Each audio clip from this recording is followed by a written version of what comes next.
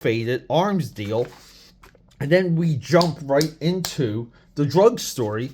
And the drug story, again, I mean, look at this. I love this Tim Vigil hand. I like this panel. Just, I don't know why. I don't know why, AK Padders. Why does this work so well?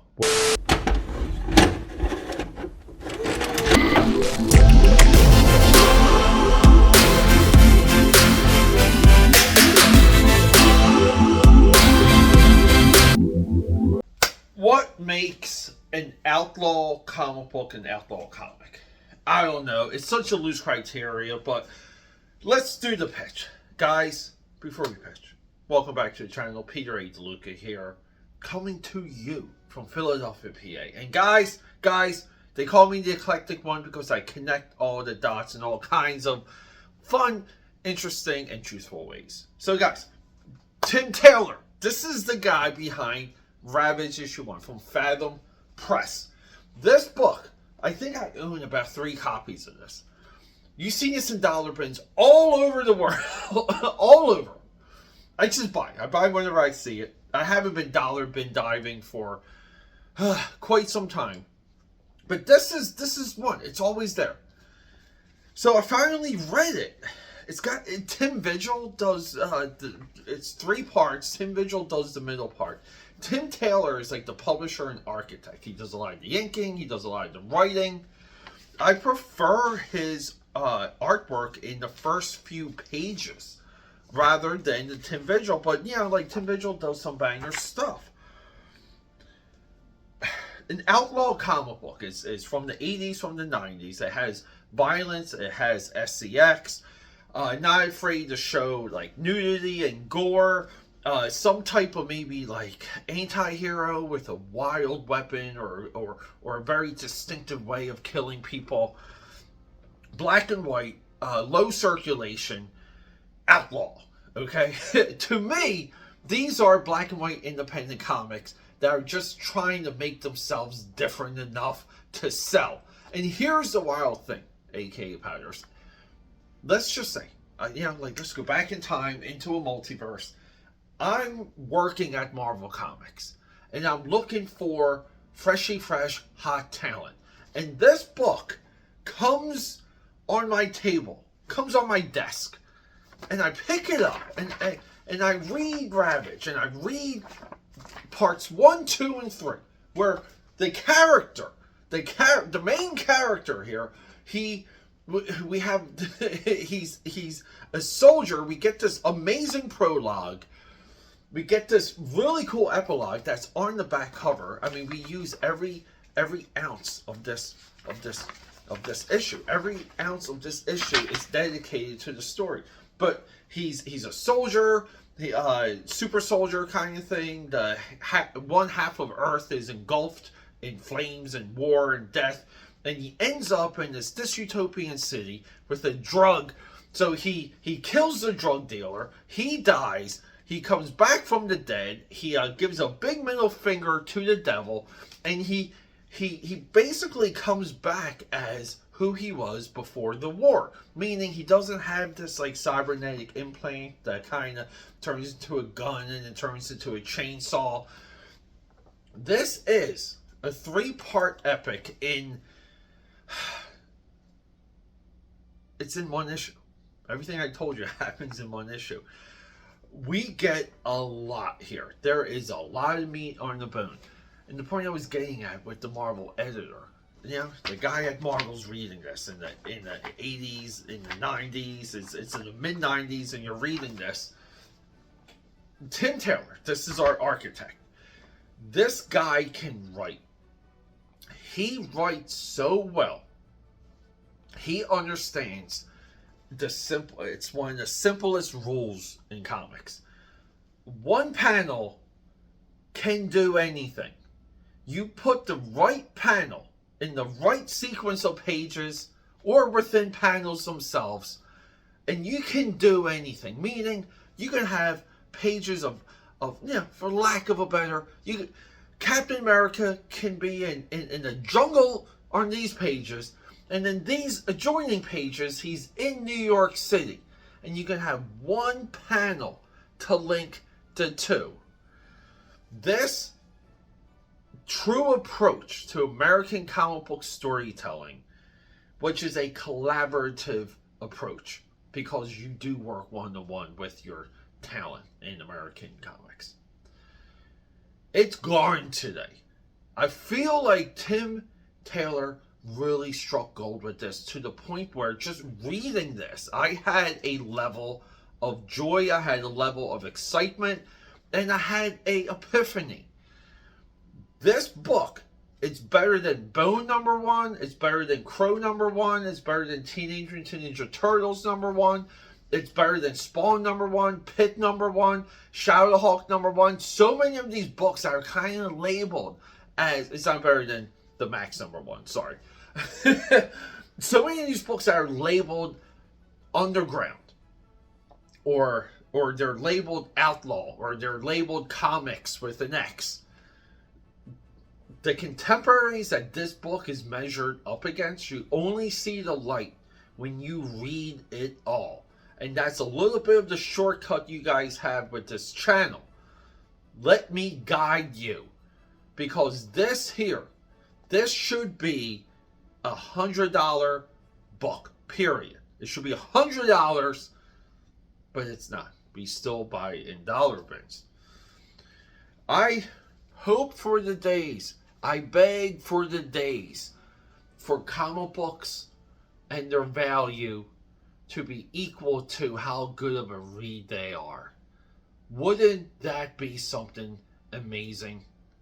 Guys, we have to hit that drawing table. I'm going to show this off to you, but we're starting a bigger project with this very issue here. Let's go. And there she is, AKAPAD's first issue, Fathom 1, June 1992, $2.95. Now, maybe that's a little high for a black and white comic back in 1992, but come on, we know these guys are dealing with lower distribution rounds. Economy of scale. The more you sell, the cheaper you can get. Dare I say, one of the reasons why I'm in love with this cover is the title is on the bottom. It's so ballsy.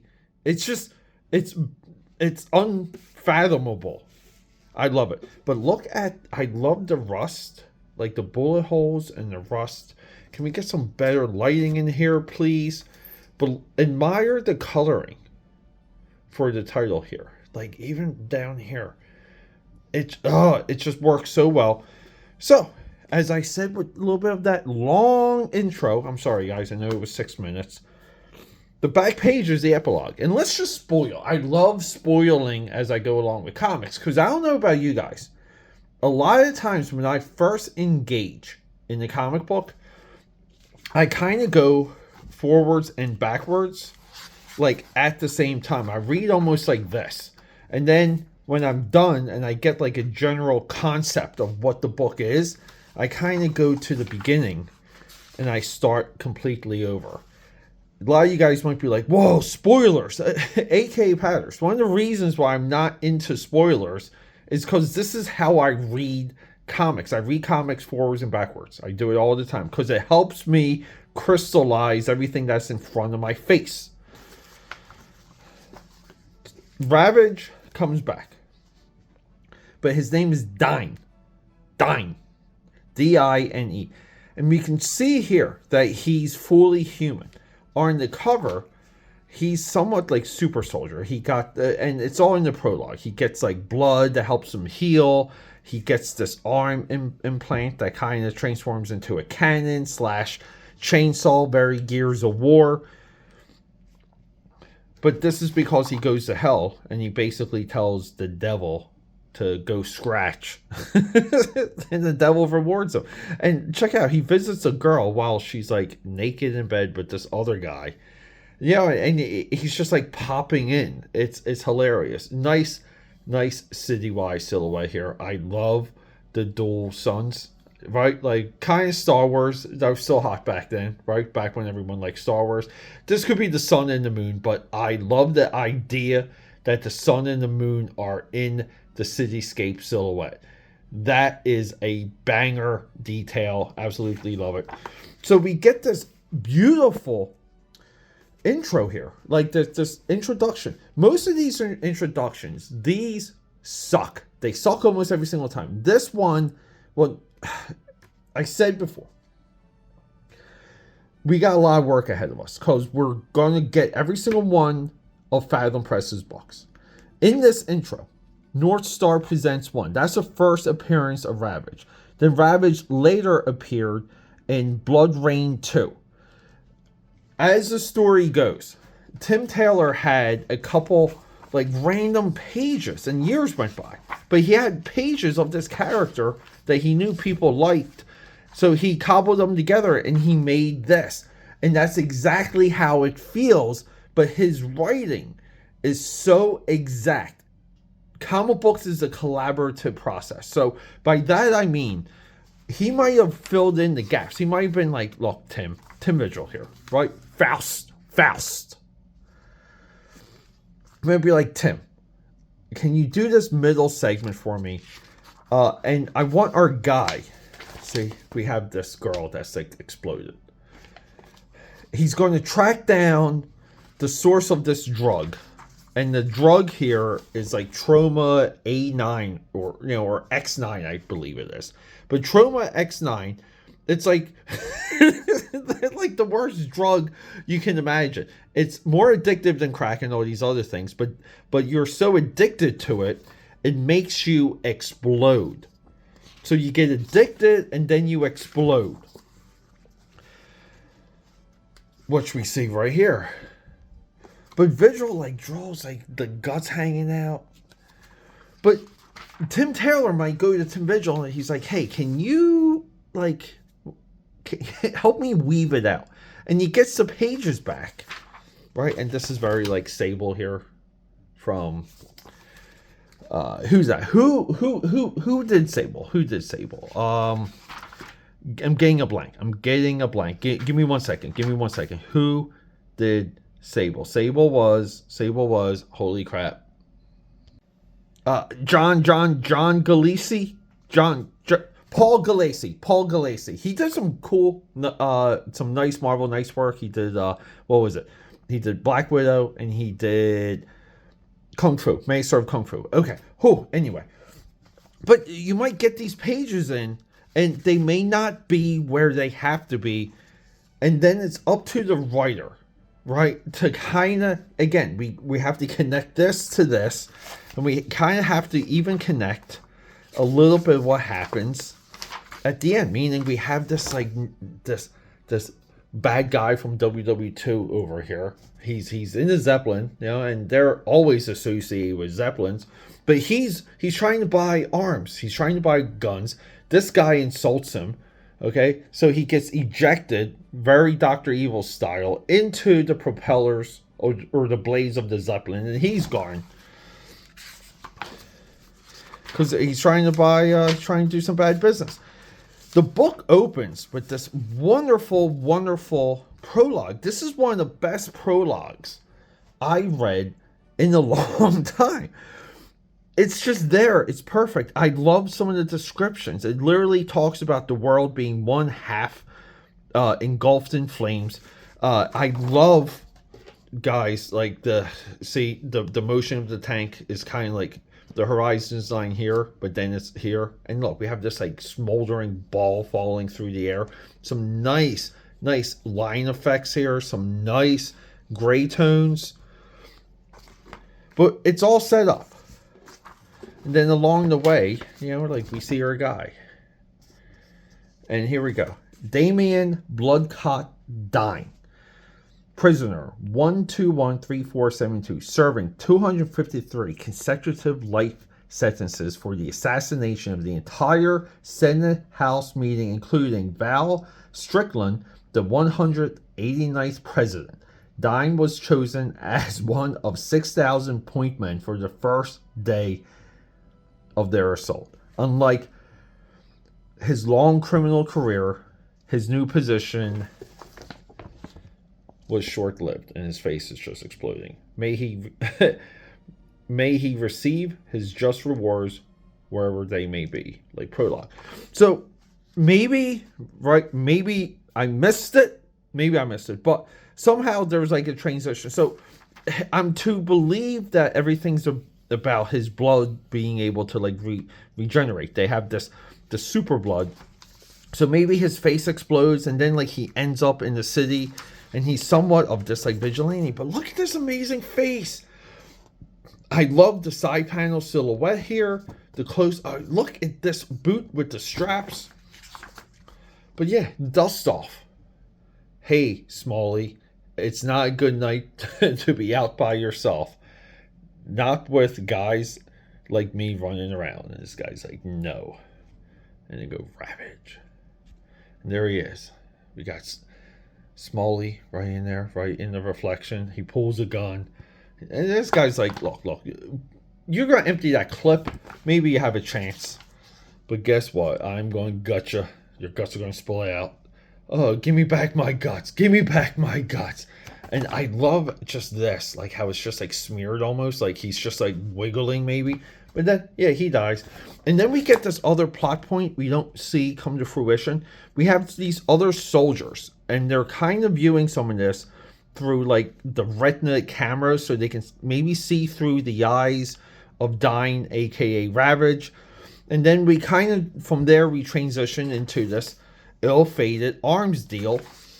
And then we jump right into the drug story. And the drug story, again, I mean, look at this. I love this Tim Vigil hand. I like this panel. Just, I don't know why. I don't know why, AKAPADers. Why does this work so well? Where he just breaks up the line work. This is a little confusing, but I love this panel here. But look at his hands. Tim Vigil, always with good hands, good like dusters and trench coats and blacks on blacks on blacks. Like look at the feathering with all of this. And then we kind of get all the exposition we need about the drug. And he's like, hey, when can we do this deal? Because we're still doing deals. And the guy's like, tonight. So this is like right here, like this half of the panel, I mean this half of the page, this is one of the best ones I've seen in quite some time. Elsewhere, the Club Sin, an after-hours nightclub, alive within the bowels of Sanctuary Sector 1222. That's $5, pal. You'll take 2 and like it. That's how Dyne gets into clubs. Ravage, right? The reason why I love this so much, and this is perfect, I hope you guys can hear the Philly sirens there. When you're an artist and you have to tell a story, you have to tell the story. You fight and you force and you make yourself draw panels like this just to sell what is happening. You force yourself to do this. So many people, so many of you out there, I know you guys out there, I know so many of you at this point, you guys would skip this work. You would even skip a double establishing shot. You would skip it. Tim Vigil doesn't. But he drops the drugs on this guy's chest and this guy's like, look, screw no. Looking that ass. He's looking at his girl's butt. He's like, let me give you the lowdown. Gives him the lowdown. He goes, this is your lucky night, Dyne. If you're looking for, where the trauma drug comes from, if you're looking for that, I'm going to tell you everything. So he tells him everything. And he shows up and he basically guns everyone to death. I mean, here too. I love the blasts here. Kills everyone. This is where it gets wild. So during the course of all this, the lead guy doing the drugs, well, he gets nuked. He burns alive. And look at this panel at the dock. Look how simple this panel is. We've seen all this stuff before. But Tim Vigil too, he flips the camera where like we're behind the protagonist, the guy we're following a lot. And what does Tim Vigil do, AKAPADers? You guys, so many of you guys came against me on this. If we look at these panels, almost on every single panel, our protagonist is on the right side. He's either on the right or facing right, even here, because he knows how we're going to track what's happening. So our guy, Dyne, aka Ravage, aka Soldier of the Future, he gets blown So, like, basically, the chemicals and all these things, he gets blown into the river. And then he absorbs all the trauma. So the trauma drug makes you want to kill yourself. So then we cut to part 3, and he's like clawing himself. He's having this existential crisis. And he's like, oh my God. He's like, Mondays. And he's like, well, you gotta do it. Gotta do it. What's he doing, AKAPAD? He's putting a grenade. He's unpinning a grenade, holding it up to his head. Right here. And he nukes himself. He ends up in the river. He sees a guy that just burned. He's like, I gotta admit, his looks have improved. Literal eyeball floating. And then he tries to swim out. And we have maybe like one of the greatest panels you have ever seen in the world. He comes out, sploosh. And he comes out in hell. And he basically tells the devil to go F himself. And the devil grants him. He goes, you gotta get out of here. And then, like, the devil's little minion, after, Ravage just ravaged everyone. He goes, somebody gotta put something about that guy, boss. Oh, sorry. Let me read that again. What did I do? Somebody gotta do something about that guy, boss. And the boss is, the devil's like, shut up. Next, Mama says I'm crazy. And then we get the epilogue, and he returns to bang a girl that's already banging the guy, and he's fully human. I love it. Guys, I love this so much. I don't know. I think we look at comics differently. If this, I get that the violence may not be your cup of tea, but this is one hell of a read. It really is. Fantastic work. Fantastic stuff.